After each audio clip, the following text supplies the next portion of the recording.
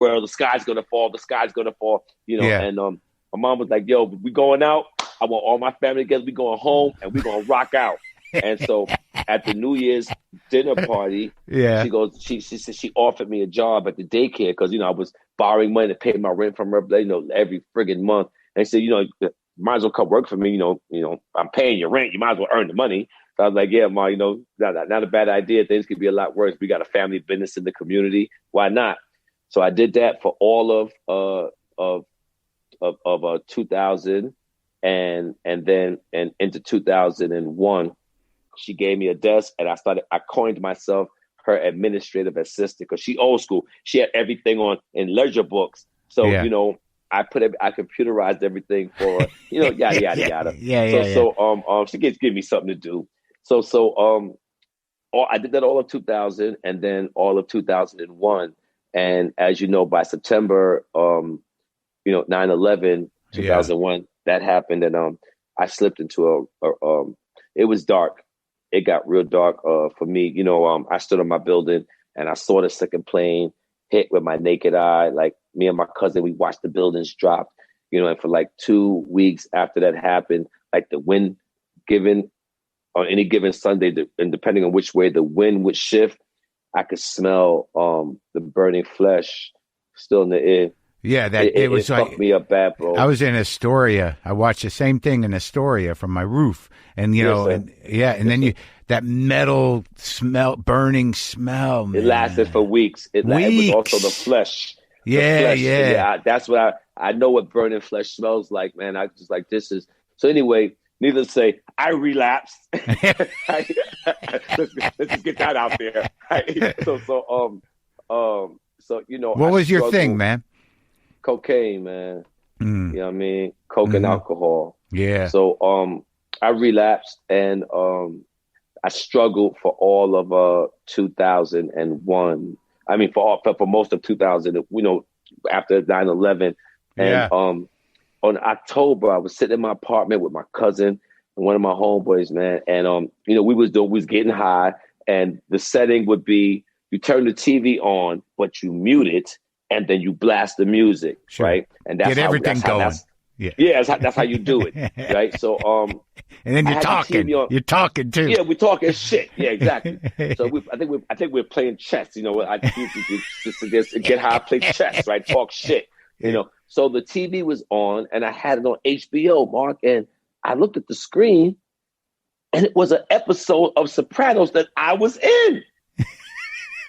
So I looked up, I was like, I had this like out of body experience. I was like, what the fuck? I said, and I looked what I was doing. I said, man, there's something wrong with this picture. And so I asked my mom's, man, I said, yo, Mom, I said, I don't know if I could do this no more. I said, I got this. I said, I feel like I should give this Hollywood shit one more shot. And she said, what you need? I said, I need you to lend me some money because I got to reinvent my package because I've been up the scene for 2 years, and now I think they doing this new thing called a reel. You got to put a reel together, and I got to do new headshots, blah blah blah blah blah. So I got to hire people, Mom. And she said, all right. She lent me the money, and this was in late October, early November. I did everything, and you didn't spend it on drugs. That's good. Not all of it. Hey, y'all, keep it real, right? Yeah. Not all of it. Yeah. But I got what I needed to get done, and then I gave them out. I had a hit list of 10 names of people who I knew in the business that if I had any shot, I could get it from them. And Queen Latifah and Shakim Kapoor, Jimmy Roseman, Jackie Brown Carmen. I remember it was 10 names, and I sent out the new package, and I said, you know what? It's Christmas, and they're gonna look at it. They're going to see that I'm back on the block, and my phone's going to be ring off the hook. Give it the second, third week in January. It's going to be major, right? And here we are, February. Ain't nothing happening. And my mom was like, what did you do with my money? Yeah. And I was like, oh, man. So, I slipped into a depression, man, like for real. Like, I had to go see a doctor, and he prescribed me like Paxil. And I'm sitting there smoking weed and taking Paxil and wondering why I don't feel better, right? Like, what the fuck? And anyway, that was in February. And then in March, my mother called me, man. She's like, yo, come downstairs. There's a fax for you. A fax. And I went and I got the fax. And you know what it was, Mark? It was David Simon. Breakdown. Yes, it was. It actually was Alexa Fogel. And it was the breakdown for Omar Devone Little. And that's when I knew this is real. This is real. Like, I got this. This is it. I knew. They offered it to you? Well, no, I had to audition. Yeah. I had to audition. But once I got it, I'm saying, you know, I went in her office. She auditioned me. I think 3 days later, she called me telling me to be on the next Amtrak and report to Baltimore. Like, I was on the set for like a week before I even met David. Like, I had to like jump right in head first. And I never looked back, bro. Thank God you'd done the research. Yeah, right. Yeah, you joke, but that's for real. Yeah, I poured a lot of my pain into the character of Omar, man. A lot. Yeah. Yeah, I mean, it's a great character. It was one of the the best characters of that whole thing. I mean, I remember, like, I didn't watch it in real time. I watched it all at once. So, like, I watched it a couple years after the fact, but I was in New York and I was doing a radio gig, and I just would watch 3 or 4 episodes a day like I was on drugs, man. It was like The Wire was my drug. I would binge. I would do like 4 or 5 episodes a day, and I'd feel fucked up after. But your character was like, every time Omar came on, you're like, there's fucking Omar, man.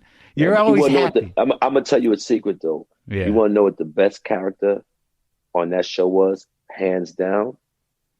Yeah. It was the city of Baltimore. Yes. I promise you, like, that city permeates. I can't, you had to be on those streets. Like, you know, we shot a lot of location. Yeah. Why it wasn't a cushy set type of a gig. We was in them streets, bro. And I got to know the people. I got to see the culture. I got to feel the streets. Yeah. You know, and when I tell you, that city is one of the most beautiful cities, one of the most beautiful gems in this country, and we don't know it. But Baltimore, the city of Baltimore, is the number one character. The people and the energy and the spirit of that city is the number one character on The Wire. And Simon loves that city. I mean, so like he still lives there, born and bred, still there. Yeah, he knew.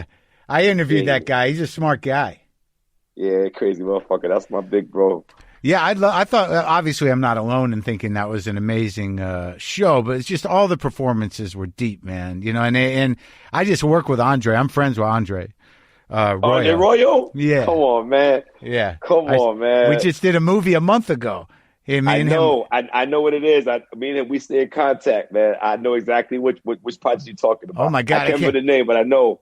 To Leslie, it's called. Is the name. Bingo. Yeah. But I can't imagine you two getting together. I would have to sit that one out and just to watch you guys talk. We've been talking about that. Me, him, and Sonia. Yeah. Well, Sonia and I have been talking about developing something. Sonia Song, who played Kima Greggs. Oh, okay, right. Yeah, us three, we 3 Musketeers. And she and I, we both have full working knowledge that you must know now too. Andre Royo was special. Yes. He different. Yeah. He far from regular. Like, we all cute. All of us is cute. But Andre Royo was special. And like, you gotta, if you know him, then you know what I'm talking about. I ain't got time to go into why we know this, but you and I know why I say he's special. He'll go there, man. So, Dre different, bro. Yeah. He says, like, he says with such vernacular and such effortlessness what most of us are thinking, and it's not tacky, it's not offensive. He just has this way of spitting that shit that's on all of our minds, but none of us have the balls to say. And he does it with such a freedom that you just have to, you be like, you just don't, like, what do you do? It's like, anyway. Yeah, no, he's got, there's a like a real kind of honest vulnerability there that he speaks from. Perfect. Yes. Right. And you just got to be like, what the fuck? You got to love him. You just got to love him. That's true. You have to love him, man. Yeah. And, or you hate him, but you ain't going to like him. You're either going to love him or you're going to hate him. If you hate him, you got problems. You got fucking problems, my dude. So we've been working on a project Yeah. that will highlight Dre, man. And if I could be it's funny you said it, because we really, Sonia and I, we talk about that often. We got to create something for our brother, because that's how much we feel he's just that special to us.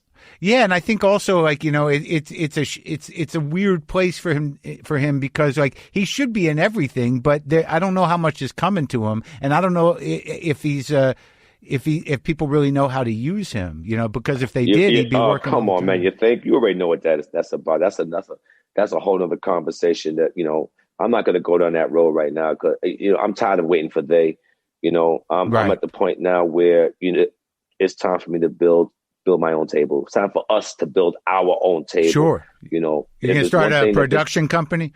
That's already done. It's called Free Dome Productions. Dome Peace, Free Your Dome, Free Dome Productions. And we out of here. We're housed in the Navy Yard here in Brooklyn. And that ship has sailed. And this pandemic it's humbled us. Yeah. And it has leveled the playing field massively. And if it's ever time to shoot your shot, I believe it's now. Yeah. So, you're right. They don't know what to do with him. They barely know what the fuck to do with me. You know what I mean? So, it's time for us to lift each other up. Now, man. do you ever think about theater anymore? Absolutely. Me and my brother, the same gentleman that introduced me to theater, Ray Thomas from Philadelphia. He and I was talking the other day, man, and we're working on this idea about a traveling theater. Like, just take it, we come with a story and travel. The idea of traveling theater and taking it to, like, neighborhoods that normally would not be exposed to a play, and what that would look like. That'd be Well, someday when we can go back outside. We can. Yeah. I can't congregate right now, but we definitely talking about that, man. It must have been interesting, like La Mama, because, like, that's some weird shit sometimes. And you know what's I love about theater too? There's no mistakes. There's no cut and action. It forces us to use everything. Yeah, you got to stay in the moment. It forces me to stay in the moment. Like, I remember when I first started coming around. Because of my theater training, I memorized everybody's lines. In fact, I would only write my lines and not memorize them. I would just write them down, but I would memorize your lines, the other actors' lines, because I needed to stay in that moment. And what I did with my dialogue, I would tell myself, well, Mike, if I understand the world and what the other characters are saying, where they're coming from, my lines will be common sense. It'll be logic. I don't have to remember my line. It'll come to me because it's logic. Oh, and then so then the intention. Bingo. Right. Bingo. And so theater taught me that, and theater also taught me because it taught me to know the intention. If you switched it up, because another thing about Andre Royo, he also comes from the theater background, the same circuit that I was running and Dre was running, and we didn't know each other at the time. Yeah.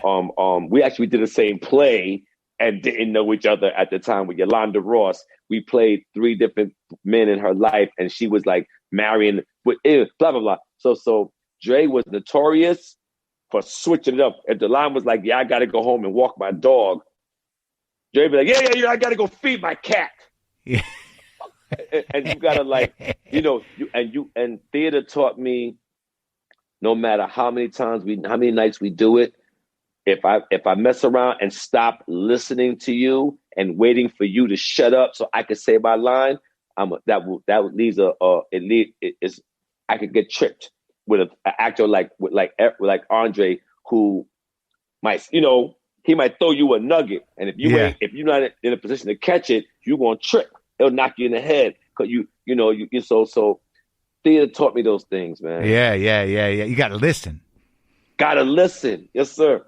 Yeah. So you feel better. Now, when you did The Wire, were you high? I didn't get high the whole first season of The Wire. I had wanted to make such a good impression on David and Nina and Ed. I decided, I stopped smoking weed. I wasn't getting high, nothing. And ironically, I picked up cigarettes. I said, because I said I can cigarettes don't get me high, and it'll feed my oral fixation. That's a tough one. I started, but I went to close.